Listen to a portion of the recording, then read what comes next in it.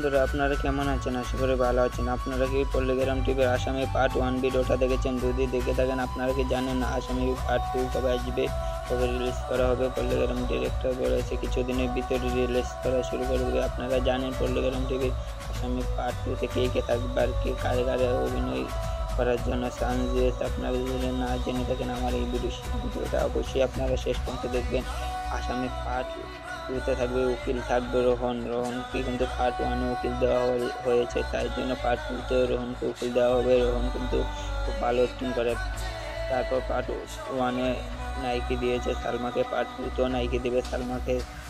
তারপর পার্ট 1-এ নায়ক দিয়েছে টনিকে, পার্ট 2তেও দিবে নায়ক টনিকে। আপনারা টনির ভিডিও আপনাদের কেমন লাগে অবশ্যই আপনারা আমাকে কমেন্টে বলবেন।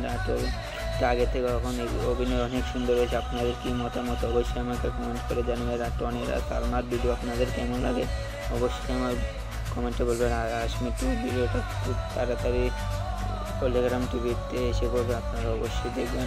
আসামি 2 ভিডিওটা আপনারা অবশ্যই দেখবেন। আর আসামি 2 ভিডিওটা কিন্তু অনেক দারুণ হয়েছে, আমার কিন্তু খুব ভালো লেগেছে। আপনাদের কেমন লেগেছে অবশ্যই বলবেন। তারপর আসামি 2-র ভিতরে থাকবে বিশুর অভিনয় কিন্তু অনেক সেরা হয়েছে। বিশু কিন্তু অনেক দুর্দান্ত অভিনয় করে। বিশুর অভিনয় আপনাদের কেমন লাগে অবশ্যই বলবে। বিশু কিন্তু অনেক ছোট, কিন্তু তারপরও বিশু অনেক সুন্দর অভিনয় করছে। টনির সাথে বিশু অনেক সুন্দর অভিনয় করছে। টনির সাথে পার্ট 2 আসামি পার্ট 2তে থাকবে বিশু কিন্তু টনির সাথে থাকবে। বিশুর অভিনয় আর টনির অভিনয় অনেক সুন্দর হয়েছে। আপনাদের কেমন হয়েছে অবশ্যই বলবেন। আর এই ভিডিওর কোন পার্টটা আপনাদের সবচেয়ে ভালো লেগেছে অবশ্যই আমাকে কমেন্ট করে জানাবেন। ধন্যবাদ। बाबू भैया तुम ठीक हो? मार साले का खोपड़ी तोड़ साले का।